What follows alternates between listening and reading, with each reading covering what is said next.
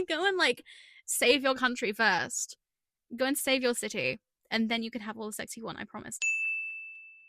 Hello everyone and welcome back to another video. Yes, I know it is late January at the time of filming this video. I think probably by the time I upload this video to YouTube, it will be well into February, but we are still doing 2025 recap stuff, and you're just gonna have to cope with it. I did this video last year, and I thought it was quite fun, so I figured let's do it again this year. I have put together a list of all of the books I read in 2025 that were released in 2025. So all of the 2025 new releases that I read last year. And I'm going to make a little kind of tier list of them so that hopefully you get an idea of what books I do recommend, what books you should add to your 2026 TBRs, what books I think you should avoid at all costs. So, yeah. And just like last year, I have named all of the tiers after 2025 memes. So yeah, I'm going to give a little bit of context first for people who aren't as chronically online as I am, so that you get kind of the gist of what books might fit into what category. So we have our tier list here. It's nice and blank. We also have our collection of books that we're going to sort. It's a big collection. I think there are 66 books in this list, which is a lot more than last year, I believe.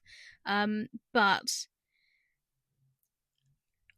looking at them, it does look like a lot. Most of them were kind of either like Kindle 99p deals, so I didn't actually spend that much on them, or they were ARCs off of NetGalley, etc., that I didn't pay any money for. So I did not spend as much money as it looks like. It's not as bad as it looks.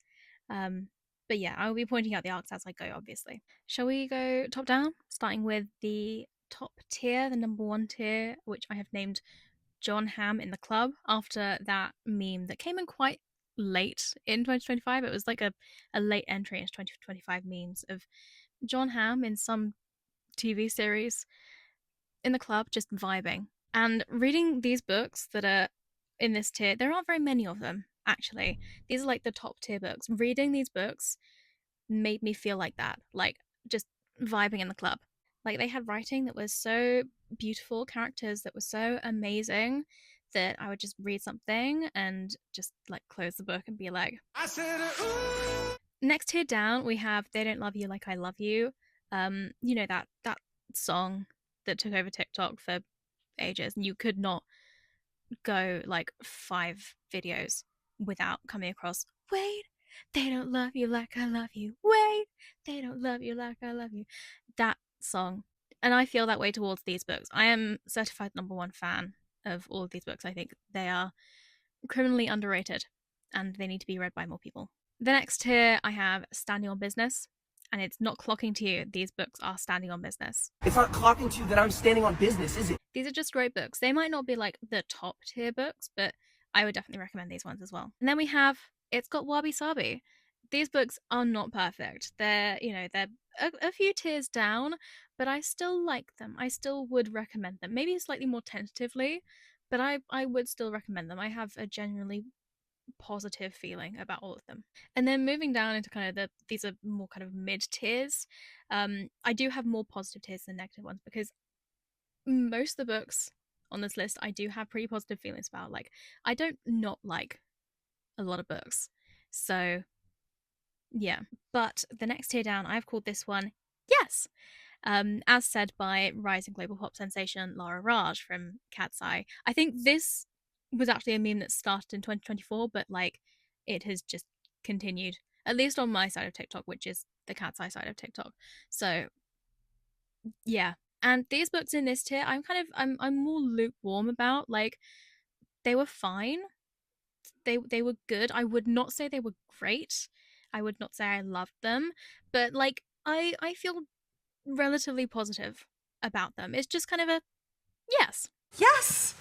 And then moving down, we have, I don't know. This is from like a Sonic TV show where Knuckles is like approving things. He's got like a stamp and he's gonna stamp things. And there's a bit where he goes, I don't know. And that's how I feel about these books. Like I don't know. I don't really have a set opinion on them. I definitely cannot say that I liked them. Um like they were fine, but I don't know. Like they didn't offend me in how bad they were, but yeah, again, it's a very kind of nothingy vibe. The penultimate tier we have Do Not Come to My Town. Do not come to my town. These books are kind of a mixed bag. Some of them just annoyed me. Like they might have been like really anticipated books by authors that I have loved, like their previous work I have loved, but these books just let me down. They might have like ended in a way that I just did not like and just ruined the entire reading experience. They might have some kind of trope or something that just like ticked me off. But yeah, if you are coming to my town and you are bringing these books, do not come to my town. And then finally, the bottom tier, we have The Pear of Anguish for you and your lawyer. If you are bringing these books to the potluck, that is what you're going to be getting. This is after that TikTok creator who is amazing, who like judges potlucks and gives like verdicts and sentences to people who bring terrible things. And one of the terrible punishments is the Pear of Anguish for you and your lawyer, and even your Uber driver. And these are just the books that I hated the most. The books that I probably should have DNF'd. Yeah, these books were like my least favorite out of the 140 something books I read last year. So yeah, these are books that I think you should avoid at all costs. So yeah, I've done enough talking. Let's get on with sorting these books. So let's get started then. I have tried to arrange these books in like a vague chronological order by release date, not by date that I read them, by release date. I don't know if it's completely accurate because the website is kind of glitching out a little bit because there are just so many images that I've uploaded to it. But yeah, it's a vague chronological order. So yeah, we are going to start with Don't Let the Forest In by C.G. Drews, which is going to go straight into yes. This book was fine. It was very YA. I feel like I probably wasn't the intended audience for it. It was a little bit young for me, just read a little bit young, but it was good. It was a good concept. Disappoint Me by Nicola Danan. We are going to put in, I don't know. Yeah, I don't know.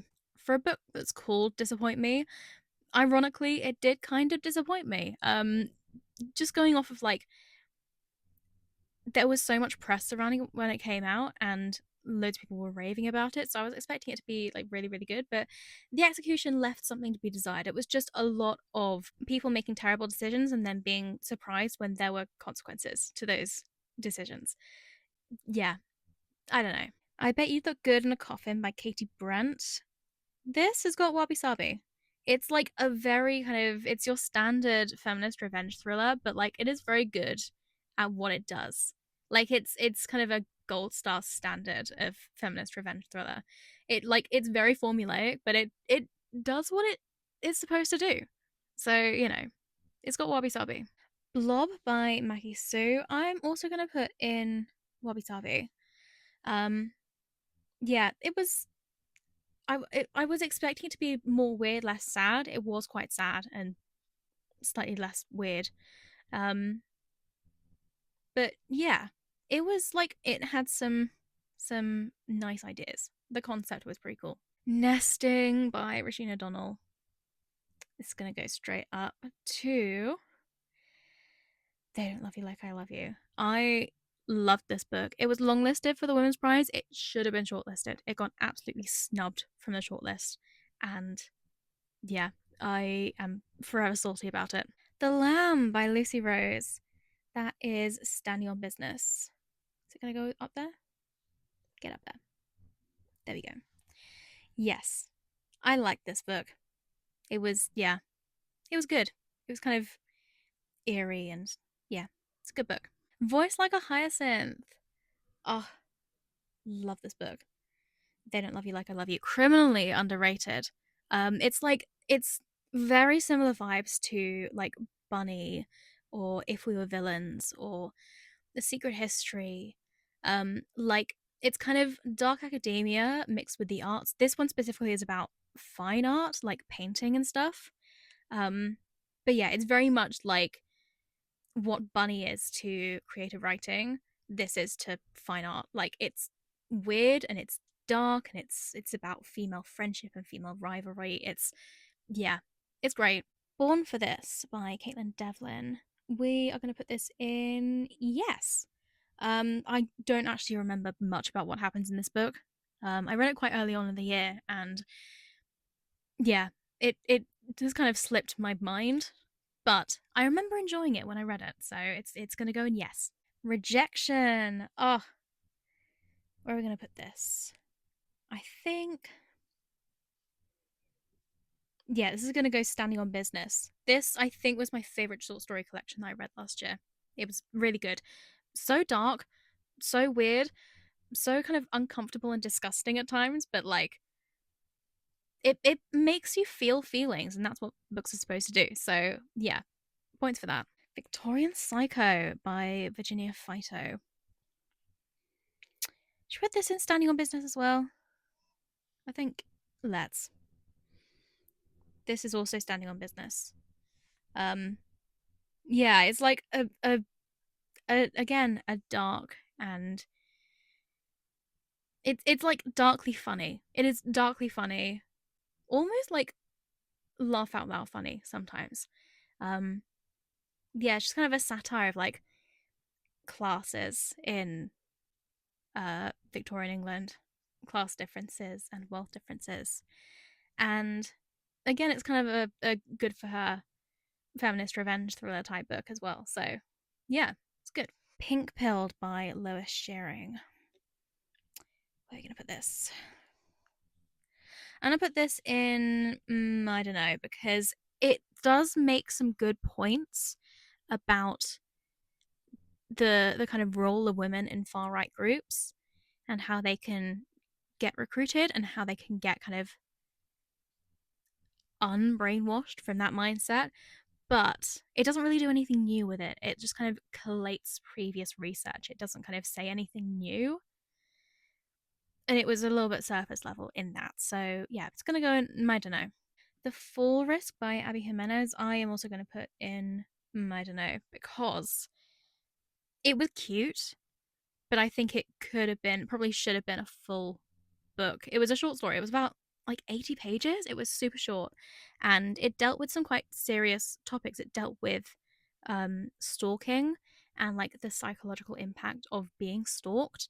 And 80 pages is not enough to kind of dive into that in a lot of depth. Everything was kind of resolved very quickly. Everything was kind of tied up in a nice kind of neat bundle. And yeah, it I feel like it could have been expanded into a full story, which would have been cute. I would have enjoyed it if it was like a full novel. So yeah. The Dream Hotel by Layla Lamy. This one's got wabi sabi. The concept is great. It's very dystopian, kind of surveillance state, um, criticisms of the US judicial system and how biased it can be against women, against people of color. The execution did leave something to be desired, a little bit, but like the concept and the sentiment was really, really good. So it's got wabi sabi. Greedy Guts by Gina Tonic. I have definitely talked about this book on this channel before. I really, really liked it.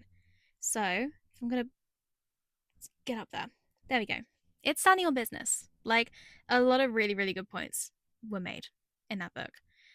Points that I had never even thought about, points that I had no idea how to articulate myself. And yeah, I think it's essential reading, regardless of what size you are. If you are a fat person, if you are not a fat person, in order to like better understand the fat experience, you should definitely read it. Hunchback. We Is this going to be my first entry into Do Not Come to My Town? I think it is. Screw it. This is my first entry into Do Not Come to My Town. I don't remember much about this book, but I remember not enjoying it.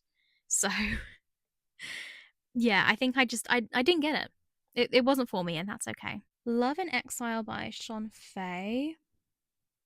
It's got Wabi Sabi.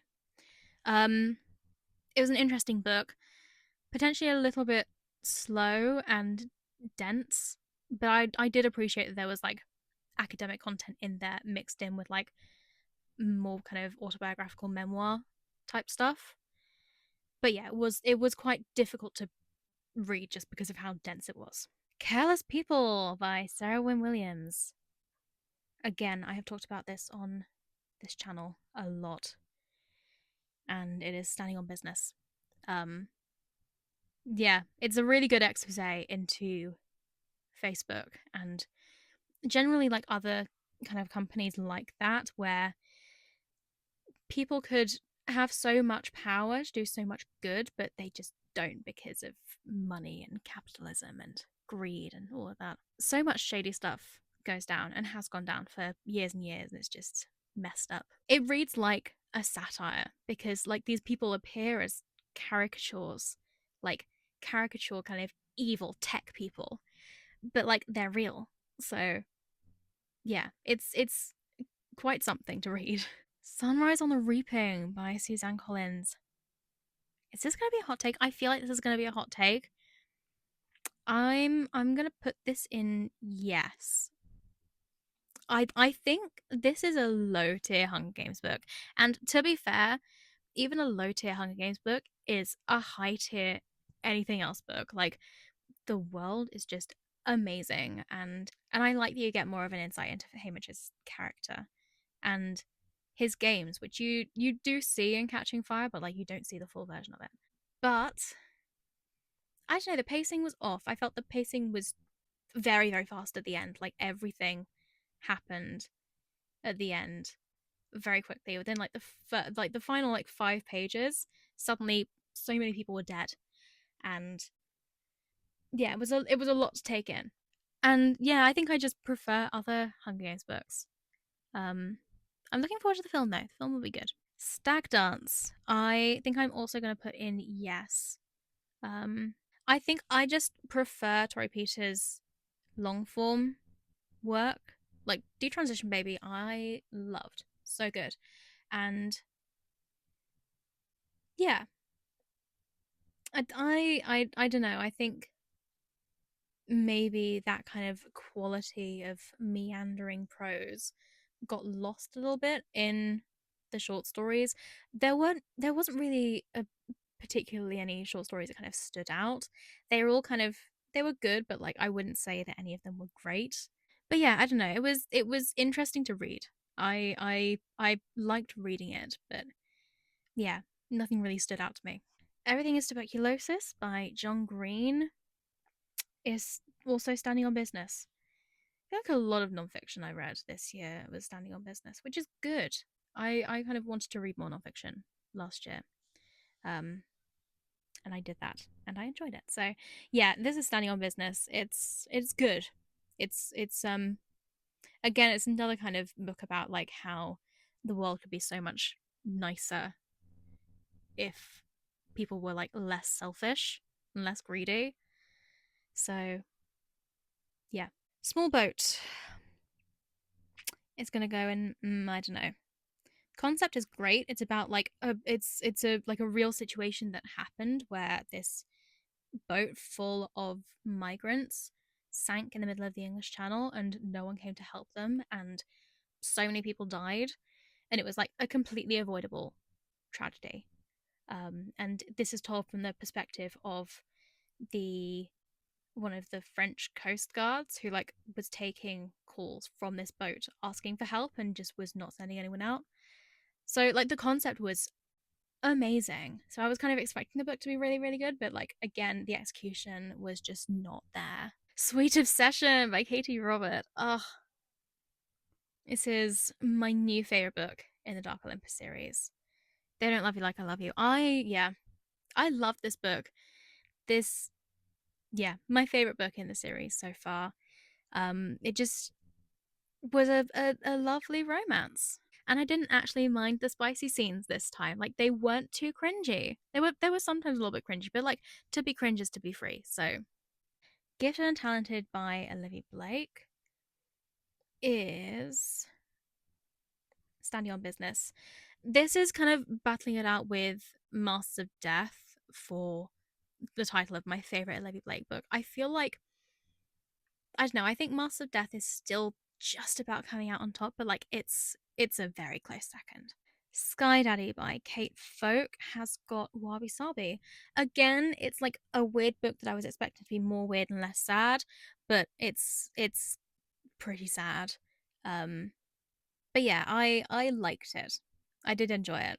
Again, it's a great concept. It's about a woman who is sexually attracted to planes and wants to be forever united with a plane in a plane crash. But it is also surprisingly deep as well. Mythica by Emily Hauser. We are going to put this in here. They Don't Love You Like I Love You.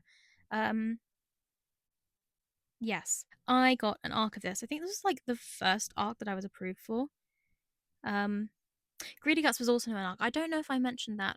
But yes, it was an arc. Mythica was an arc that I got, and I like screamed when I got approved for it because Emily Hauser is a fantastic author who I have read books by and enjoyed. Um, but yeah, this was a great nonfiction book about ancient history, kind of rewriting ancient history of the Mycenaean period, to kind of include women in the discussion, because that very rarely happens, especially like when a lot of kind of the initial research was done back when like sexism was even bigger than it is now. When like it was just assumed that everything was about men. But now we know that that's not the case, and women are there as well. So yeah, it was really, really interesting and very cool. Great Big Beautiful Life by Emily Henry has got Wabi Sabi. Um, it's not my favorite Emily Henry book, but like I will be sad for any Emily Henry book. So yeah, it was fun. It was nice. Um, yeah, it's got Wabi Sabi. Table for One by Emma Gannon. This was another arc. I'm gonna put it in yes, um, because it was nice, but I feel very kind of lukewarm about it. It's a very kind of chick lit book club book, and there is nothing wrong with that. I just want to put that out there. There's nothing wrong with that, but it just meant that it hasn't really stuck in my head that much because the stakes were so low. We Are Not Numbers. Oh my god. Again, I have talked about this on this channel already.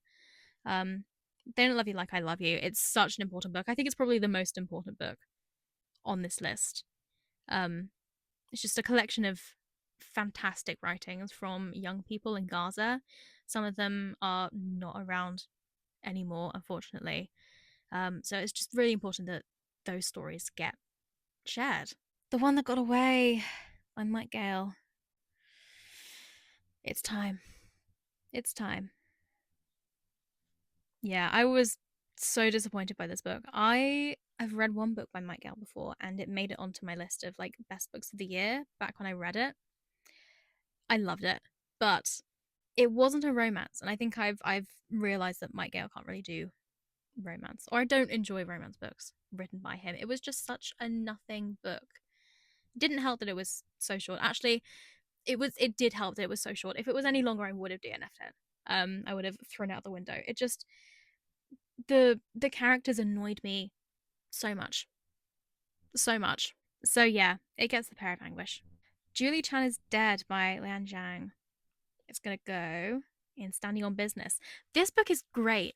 I did not expect what was going to happen in the second half of this book. It starts out as like your very kind of average identity theft thriller. A girl steals the identity of her very successful influencer sister, cousin. Yes, I think they're sisters. But yeah, everything that happens after that is just insane. It is so crazy. It's like almost like bunny levels of insanity. Like you have no idea what to expect, and it's yeah, it's great. It's good if you go in blind, I think. So I'm not gonna reveal anymore, but it is just so good. The Survivor Wants to Die at the End by Adam Silvera. Do Not Come to My Town. This book was really good up until the final chapter. Like I was really, really enjoying it. It could have potentially been my favorite book in the Deathcast series so far. But then like the final 2 pages had the most insane cliffhanger plot twist ending that was just so unrealistic and it just ruined everything. It was, yeah, absolutely ridiculous. So yeah, do not come to my town. I'm still gonna read the next book in the series that comes out. I think later this year. I want to say the No One Knows Who Dies at the End. Um, I'm still gonna read that because I want to know. I want to know what happens after that terrible ending. But yeah, 104 by Lucinda Berry. I hated. It's going in the Pair of Anguish. Um, I can't remember enough of the plot to tell you exactly why I hated it, but I despised it. It really annoyed me for some reason, and yet I can't remember anything that happens in the book. I just remember hating it. The Lady of the Lake by Jean Mingus. This was another arc. I'm gonna put it in yes. It was good. I had no idea who the target audience for it was because it read like a YA book. Like the characters read quite young. They read like late teens, maybe.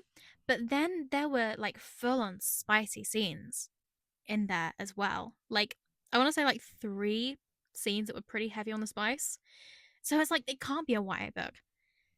And yet it read like one. So I don't know. That was like my biggest criticism of it. But it was, other than that, like it was good. Problematic Summer Romance by Ali Hazelwood was standing on business. Get up there. Get up there. There we go. Yeah, it's none of your business. I really, really enjoyed this. I think this found me at the perfect time. I was reading it on holiday. Um, so yeah, that definitely helped. It was so fun, and the fact that it managed to like take so many tropes that I don't enjoy, like the whole kind of age gap thing, not my thing. Genuinely, not my thing. But I don't know, Ali Hazelwood just has this way of taking tropes that I do not enjoy and then just turning them into something lovely. So yeah, it was fun. I enjoyed it. Eat the Ones You Love by Sarah Maria Griffin is gonna go in yes. Again, the concept was great. I loved the narration style. It's got a very unique narration style where it's kind of part of it is narrated by a man eating plant. It's very like omniscient. It knows everything. It can like read people's minds. Um, and yeah, it's a really cool narration style. The ending was a little bit anticlimactic. Again, execution was kind of not all there, but it was a very interesting concept, very kind of eerie and fun. Atmosphere. Up you go. Take your place. Again, I have talked about this book on this channel before. I love it so much. It's so great. Like the writing is amazing. The whole kind of capturing of the feeling of wanting to be up in space, up among the stars, and like feeling so small in this like massive universe, but like feeling at home in that, feeling like the sense of belonging, not feeling insignificant, but like feeling like you belong, you have a place in such a big universe, and like wanting to be up there despite knowing the dangers in that, knowing that you might not come back. It's so beautifully captured in that book. I sobbed. I like it's John Hamm in the club, but it's more like I'm crying in the club.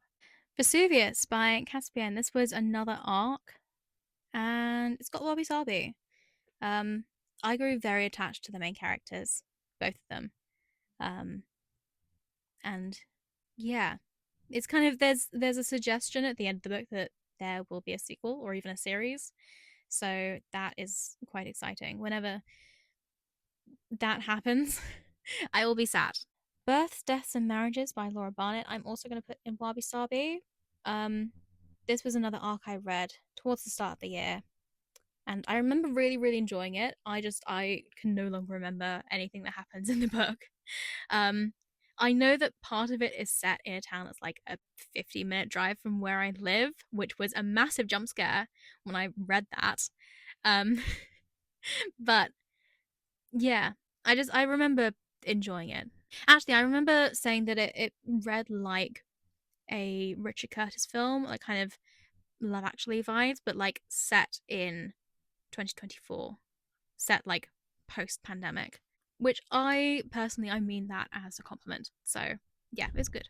Sweet Heat by Bula Babalola is gonna go in. Yes, this was another arc that I got. I loved Honey and Spice, one of my favorite romance books ever. Sweet Heat kind of failed to live up to that standard. It was a very high standard, so like inevitably it would disappoint. But I still like I love Kiki and Malachi. Like they have such a special place in my heart. So it was still a good book. Not as good as Honey and Spice, but a nice read. A Vow of Embers by Soraya Wilson. This is book 2 in the Eye of the Goddess trilogy. And I read book 1 and book 2 in quick succession, so I find it very difficult to differentiate between the two. But I'm gonna put this one in. I don't know. Like it's romantasy, and romantasy is not my thing. Everyone is insanely horny, and it was just like, yeah, I was struggling to get past the horniness because I just wanted there to be more plot. Um, like I wanted there to be more of a focus on like the magic and the friendship and the dragons. When the Museum is Closed by Emi Yagi, I'm gonna put you up here. They Don't Love You Like I Love You. This is Night at the Museum if it was sapphic. That's it. That's that's all you should know. You should read it. One Yellow Eye by Lee Radford. I'm gonna put in Standing on Business. It's a very kind of unique and interesting take on the zombie apocalypse genre. This is kind of set post apocalypse, where like the UK is getting back to normal, and like the zombie virus has been contained, but like there is the possibility of another outbreak. It's so quintessentially British. It's written in a very British way, and I have no idea how to explain that other than just like it's very British. But yeah, it's really good. It's very kind of heartfelt as well. A Beautiful Evil by V. Fitzgerald. You already know where this is going. Up you go. There we go. John Hamm in a club. I will always be sat for a V. Fitzgerald book, and this is no different. It's so good. It's such an original retelling of the myth of Pandora. It gives a new original take on it, casting Pandora as a plus size autistic woman, and that very much affects her kind of view of the world and her view of like her place in the world and her trying to find her place in the world. Especially a world that is not made for her. It's got a beautiful Grumpy Sunshine romance arc going through it. It's very slow burn, very kind of forbidden love um, vibes. There's also like time travel and parallel universes mentioned, which is insane for a Greek myth retelling. It's like the crossover I never knew I needed. I love Greek myth. I love books that are a little bit timey wimey. So yeah, combine them together. It's great. It's so good. Aphrodite by Phoenicia Rogerson was another one of my favorite myth retellings this year. So it's gonna go to They Don't Love You Like I Love You. This was so funny. So funny, but it also like ripped my heart out and stamped on it. So it was a nice balance between the two. Lucky Day by Chuck Tingle. This makes me sad. I'm gonna have to put this here, but it is unfortunately going in Do Not Come to My Town. I loved Bury Your Gaze. It was one of my favorite books I've read in 2024. So I was really hoping to love this one, but the execution was just not there. It was very anticlimactic, which is a real shame. I was fully expecting to love this, but it was just disappointing. On the other hand, Catabasis by Ralph Kwong. I was not expecting to enjoy this one because there were a lot of very mixed opinions for people who read like advanced copies. Oh, speaking of, Aphrodite was also an arc, and so was A Beautiful Evil, actually. I'm not doing very well at this, at remembering what books were arcs and what weren't. So, yeah. But yeah, Catabasis, I was not expecting to enjoy, especially not as much as I did, but I loved it. It was great.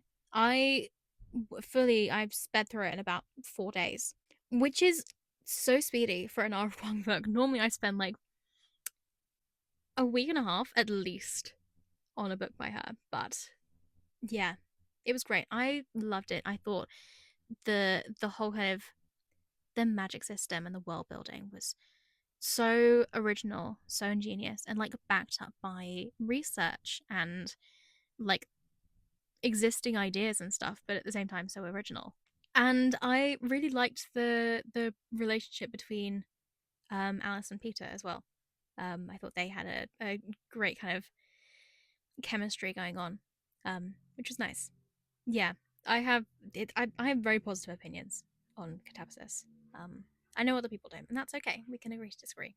Boudica's Daughter by Elodie Harper.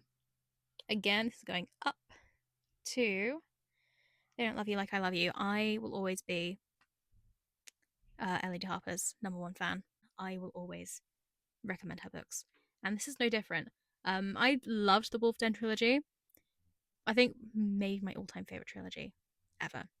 Um, and Boudica's Daughter is a prequel. It's set in the same universe, but it's also a standalone.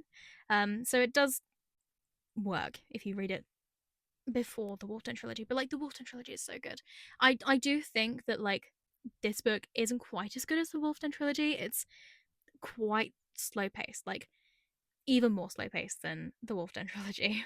But despite it not being as good as the Wolf Den trilogy, that's such an insanely high bar that like this is still so good and you should definitely read it. We Were Monsters by Jennifer Niven. This was another arc that I got. It's gonna go in Standing on Business. Again, it's very kind of like dark academia thriller type vibes. Similar vibes to If We Were Villains, actually.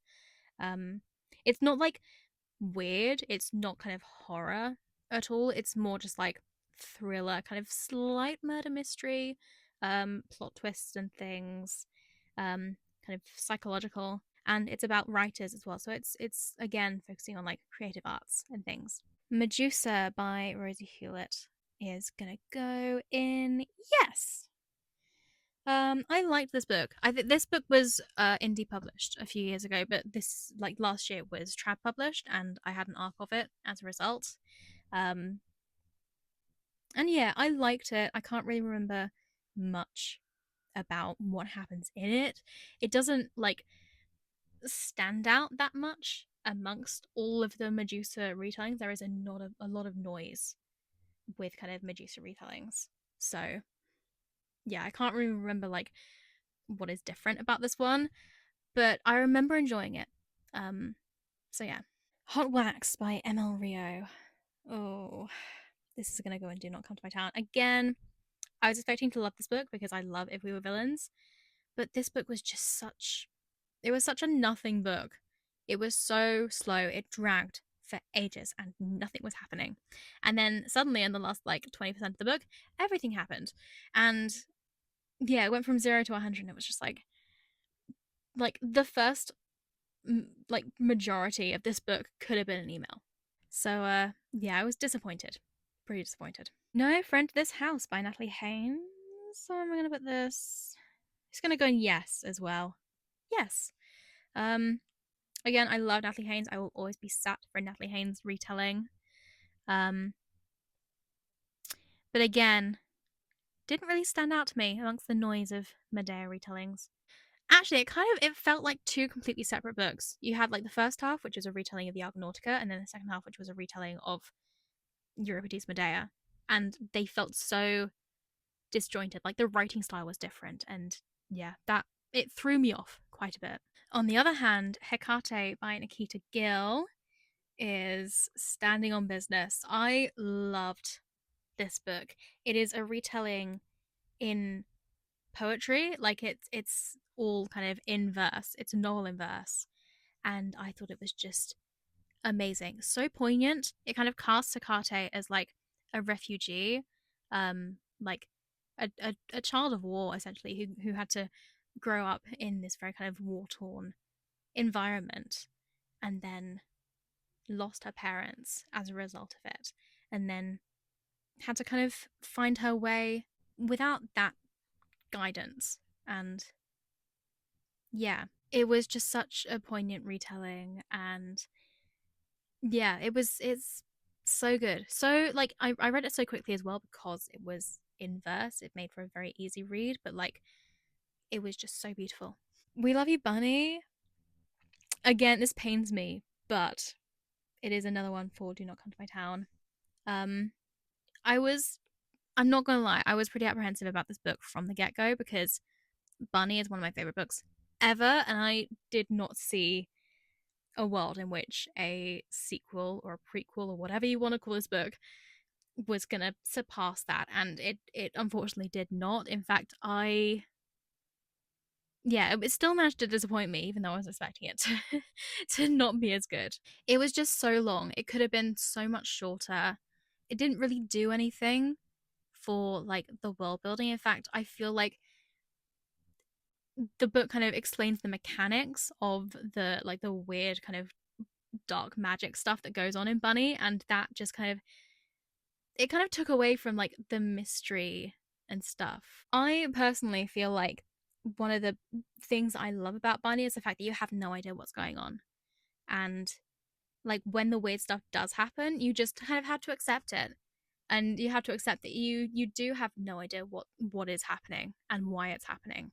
And going into so much depth about like all of the like the whole kind of, it's not even a magic system, it's just like, I don't know, explaining it in so much detail just kind of detracted from that, in my opinion. So yeah, I was pretty disappointed. I feel like it was potentially an unnecessary continuation from Bunny. Um, and yeah, if you want to read it, I would just reread Bunny. Just as simple as that.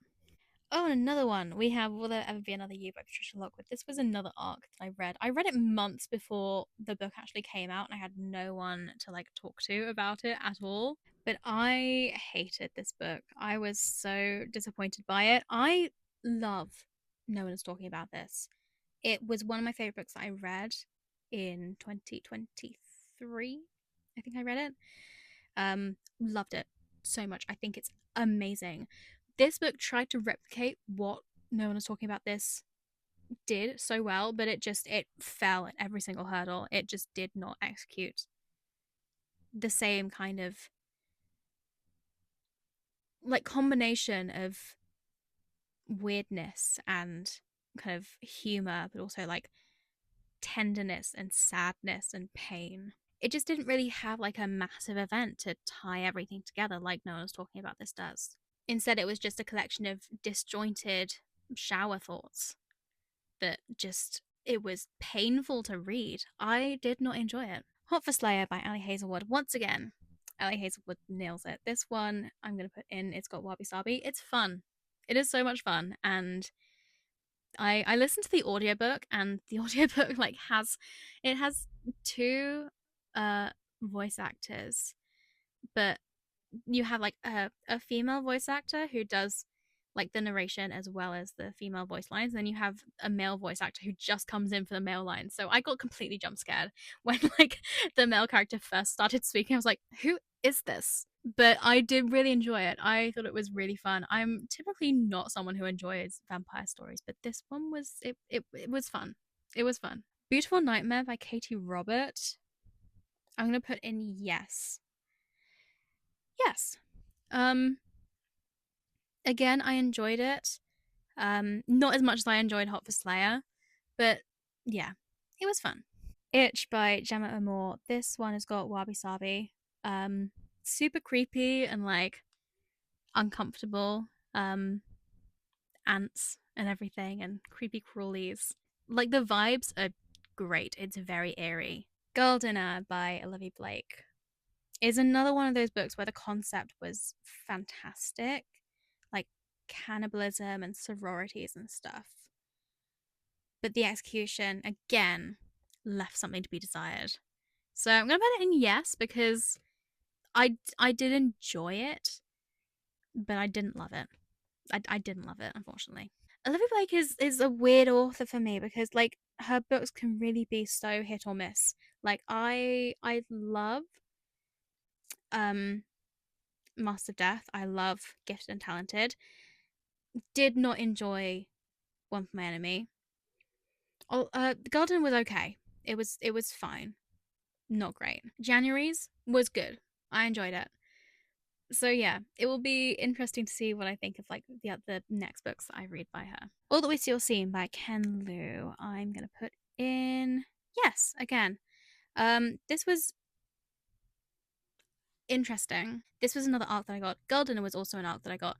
I keep forgetting to mention what books are arcs and what aren't. Itch was also an arc. Oh my god, I'm really bad at this. But yes, All That We Still Seem. It was interesting. The writing at times was so technical and sciencey that it really slowed the pacing down. Um, which I didn't particularly enjoy. It made it quite difficult to get through the book because there was just so much that you needed to understand in order for like in order to understand how the plot was progressing. So that was less fun. But I enjoyed the world building and the sentiment of like building a world around this kind of surveillance state where you can hack into everything and see like basically get all the details of someone's life, which is very much what the world currently is. So yeah, Making Space by R.F. Kuang. We have a few of these like time travel short stories now. Making Space, I'm gonna put in. I don't know. Because it was kind of eerie and yeah, like the twists I didn't really expect. I probably should have expected, but I didn't really expect. But again, it was kind of a nothing story.